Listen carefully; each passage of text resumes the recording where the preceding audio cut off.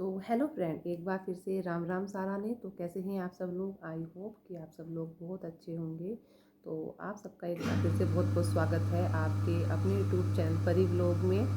तो आज की वीडियो में बात करने वाले हैं हम, जो एक बहुत ज़्यादा वायरल हो रहा है अनीसा रांगड़ का केस, जिनकी माँ ने बहुत ही ज़्यादा अपभ्रत भाषा का यूज किया है सोशल मीडिया पर अपनी बेटी को लेकर, और बहुत सारे उन भाई को लेकर जो कि आउट ऑफ कंट्री होटल में वर्क करते हैं, उनकी वाइफ को लेकर बहुत गलत बोला है। साथ में उन्हीं को भी लेकर बहुत गलत बोला है। जो अनीसा रांगड़ा है उसकी दोस्ती थी केशव पवार के साथ। वो भी एक गायक है, वो गायिका है। दोस्ती नहीं कह सकते, मतलब साथ में काम करना, इसका मतलब ये नहीं हो गया है कि गलत रिलेशन हो गया है उनका।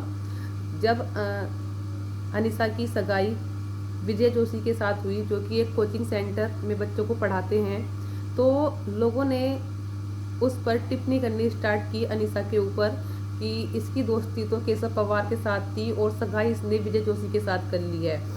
सबसे पहली बात तो हर लड़की को अपनी ज़िंदगी जीने का हक है। ज़रूरी नहीं है कि अगर किसी लड़की का किसी के साथ कुछ काम कर रही है, चाहे वो किसी भी प्लेटफॉर्म पर वर्क कर रही है, तो उसका उसके साथ कुछ गलत संबंध है। मेरे ख्याल से दोनों ही एक सिंगर हैं और अपना अच्छा काम कर रहे हैं, तो किसी के रिश्ते को इस तरह से नाजायज़ नहीं बोलना चाहिए। ज़रूरी नहीं है कि जिसके साथ वो लड़की अनीसा काम कर रही है तो उसी के साथ उसका गलत संबंध है। शादी वो किसी और के साथ भी कर सकती है, तो लोगों का उस पर टिप्पणी करना भी गलत है किसी की पर्सनल लाइफ पर, कि वो शादी किससे करे, किससे ना करे, किससे दोस्ती रखे, किससे दोस्ती ना रखे। यहाँ पर ठीक था, आंटी जी ने बोला, जो अनीसा की माँ है, उन्होंने बोला कि मेरी बेटी को ऊपर इतना ट्रोल किया गया कि आप मेरी बेटी को जीने का हक नहीं है क्या, मेरी बेटी को शादी करने का हक नहीं है किसी के साथ, ज़रूरी है कि जिसके साथ वो काम करती है उसी के साथ वो शादी करे। तो यहाँ पर आंटी जी आप ठीक हैं, ज़रूरी नहीं है कि आपकी बेटी जिससे प्यार करती है और जिसके साथ वर्क करती है उसके साथ शादी करे। आपकी बात बिल्कुल सही है, लेकिन आपको कहना है कि मेरी बेटी को की गलत अफवाहें उन लोगों ने फैलाई जो लोग विदेशों में काम करते हैं, होटल में काम करते हैं। उनकी पत्नियां तो मुजफ्फरनगर, जो कि मेरे यूपी में ही पड़ता है, मैं भी मुजफ्फरनगर ज़िले से ही हूँ। पहले हमारा ज़िला मुजफ्फरनगर था, अभी चेंज हुआ है, अब शामली हो गया है।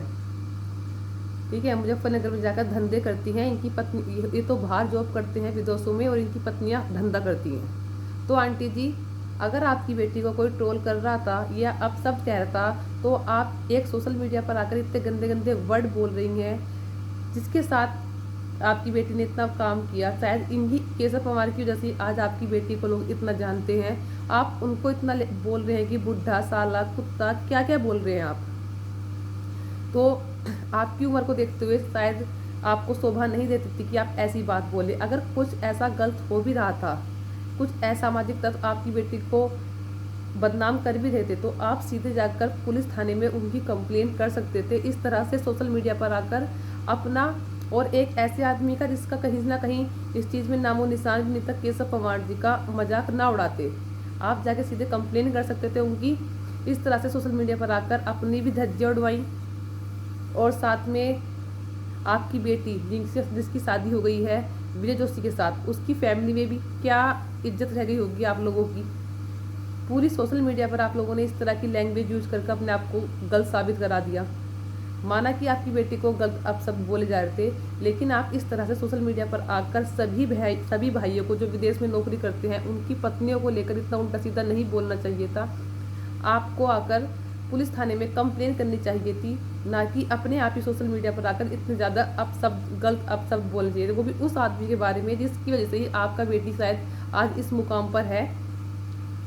क्योंकि केशव कुमार के साथ भी उन्होंने बहुत सारे सॉन्ग बनाए हैं और जो बहुत ट्रेंडिंग में भी चले हैं। तो किसी को इस तरह से सोशल मीडिया पर आना, लोगों की वाइफों के बारे में इतना ज़्यादा अपशब्द बोलना, धंधा करने वाले, होटल में काम करने वाले धंधा करने वाले बताना, जो विदेश में रहते हैं उनकी वाइफें धंधा करती हैं, तो ये सब आपने बहुत ही गंदी लैंग्वेज का यूज़ किया है। आपको इस तरह की लैंग्वेज नहीं यूज करनी चाहिए थी।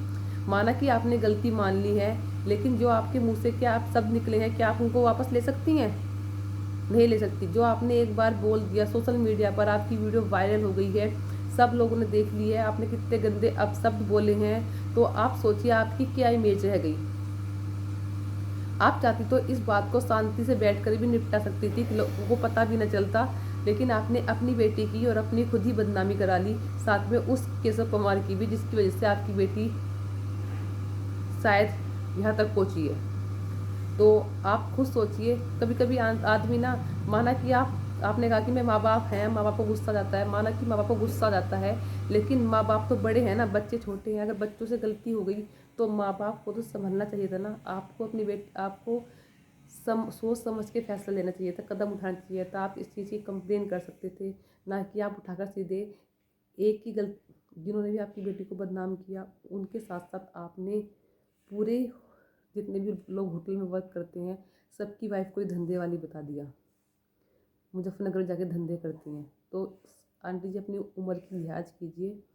मैं आपसे छोटी हूँ, लेकिन फिर भी आपने माफ़ी मांग ली है, लेकिन फिर भी यही कहना चाहूँगी कि आपने बहुत ज़्यादा गंदा बोला, बहुत ज़्यादा गलत शब्दों का प्रयोग किया है, और आपने माफ़ी मांग लिया, लेकिन जो मुँह से शब्द निकले हैं ना, वो वापस नहीं लिए जा सकते। तो आपको इस सब से तो गुजरना पड़ेगा ही, लोग तो आपको ट्रोल करेंगे ही है। इसलिए कहते हैं कि गुस्से में ना आदमी शैतान हो जाता है। तो अगर कुछ भी कर रहे हैं, कुछ भी कह रहे हैं, तो सर शांति से बैठ कर करें तो ज़्यादा बेटर होगा। करते हैं इस वीडियो को यहीं पर एंड, और फिर मिलते हैं आपको एक अच्छी नई वीडियो के साथ। और इसमें ही कहीं ना कहीं आपकी बेटी पिस गई है, उसके अपने आने वाले ससुराल, जो उसका शिवम विजय जोशी के साथ उसकी सगाई हुई है, वहाँ पर भी शायद वो, क्या उन लोगों के मन में भी क्या चल रहा होगा।